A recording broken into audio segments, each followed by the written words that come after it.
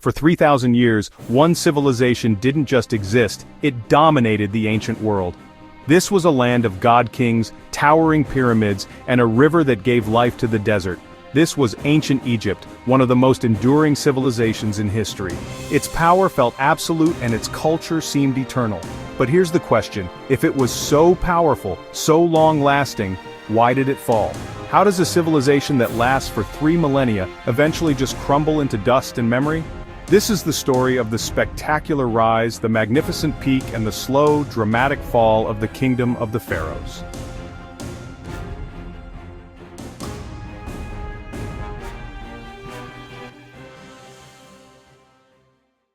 Before the first king or the first pyramid, there was the river, the Nile.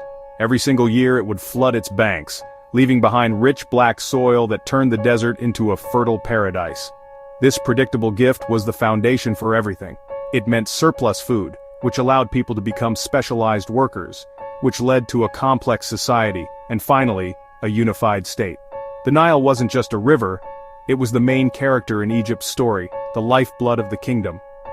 From its banks, 2 lands emerged, Lower Egypt in the marshy north, and Upper Egypt in the long valley to the south.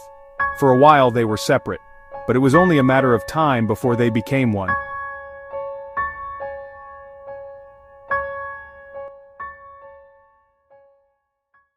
Around 3150 BCE, a legendary king we know as Narmer, or Menes, did something incredible. Through war and words he unified Upper and Lower Egypt into a single mighty kingdom. He started the first dynasty, founded the capital city of Memphis, and kicked off the tradition of the pharaoh, who wasn't just a king but a living god on earth. This was the dawn of the Old Kingdom, an era of peace and prosperity defined by one singular audacious ambition: to build for eternity. This was the age of the pyramids. It began not at Giza but at Saqqara, with the revolutionary step pyramid built for the pharaoh Djoser. This new idea was perfected over time, and the pharaohs, as divine rulers, channeled the nation's entire wealth and workforce into these massive monuments, their tombs and gateways to the afterlife. The greatest of them all was the Great Pyramid of Giza, built for Pharaoh Khufu around 2560 BCE. For over 3,800 years it was the tallest man-made structure on the planet. Its construction wasn't just an architectural masterpiece, it was a statement of absolute power, proof that a pharaoh could command his nation to move mountains. The Old Kingdom was incredibly stable, a time when Egypt seemed invincible, but even the strongest foundations can crack. Toward the end of the Old Kingdom, the huge cost of pyramid building and a string of weak pharaohs started to take their toll.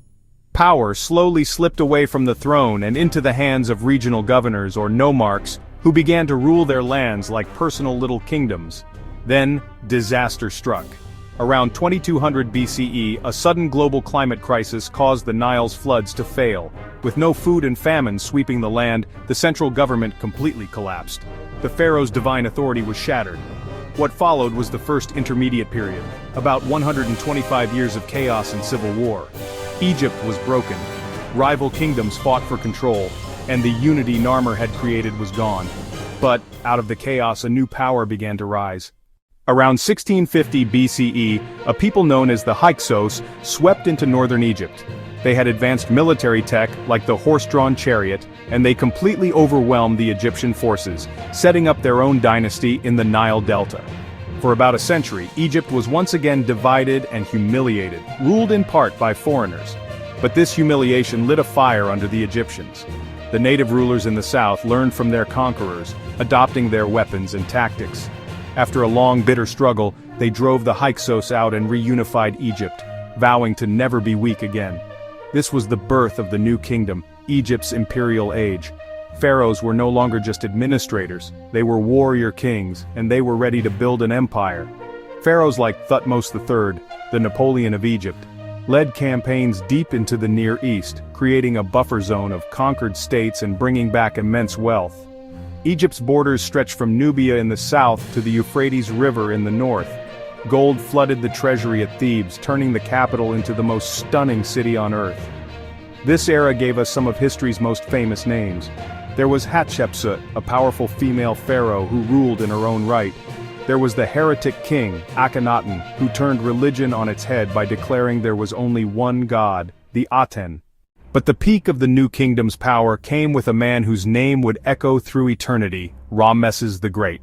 Ramesses II ruled for an incredible 67 years.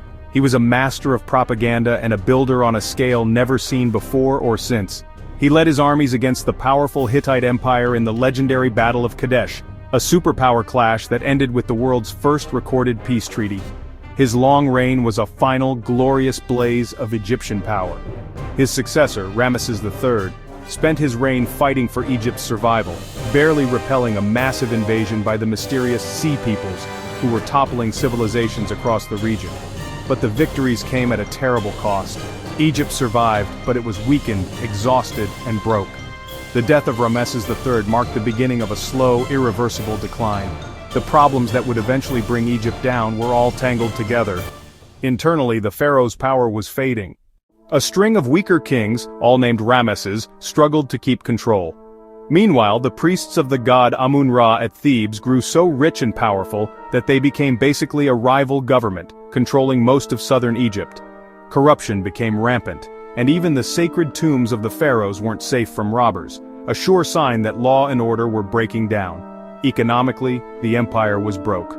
Losing its foreign territories meant no more tribute payments, and constant wars had drained the treasury. The once mighty kingdom was now a tempting target for its ambitious neighbors. The invasions began. First, Libyan chieftains took over the delta. Then from the south, the Nubian kings of Kush marched north, conquering Egypt and ruling as pharaohs who tried to bring back its old glory. But their reign was cut short by a far more ruthless power: the Assyrians, who invaded and brutally sacked the great city of Thebes. Egypt clawed back its independence for a little while, but it was just a shadow of its former self. Then, in 525 BCE, the mighty Persian Empire delivered another crushing blow, swallowing Egypt into its vast domain. For most of the next 2 centuries, the land of the pharaohs answered to a foreign king. In 332 BCE, a new conqueror arrived, Alexander the Great. The Egyptians, tired of Persian rule, actually welcomed him as a liberator. His arrival marked the end of native Egyptian rule forever. When Alexander died, his general Ptolemy took over Egypt, establishing a new Greek-speaking dynasty that would rule for nearly 300 years. The Ptolemies ruled as pharaohs, adopting Egyptian customs to make their reign legitimate, but they were still a foreign elite. The final pharaoh of Egypt was a woman who perfectly embodied this clash of worlds: Cleopatra VII. Brilliant, ambitious, and one of the few Ptolemaic rulers to actually speak the Egyptian language, she fought desperately to keep her kingdom independent in a world now dominated by a new superpower, Rome. But her gamble failed. After a devastating defeat at the Battle of Actium and her suicide, her kingdom was officially annexed by Rome in 30 BCE. The 3000-year story of pharaonic Egypt was over. So the fall of ancient Egypt wasn't a single event.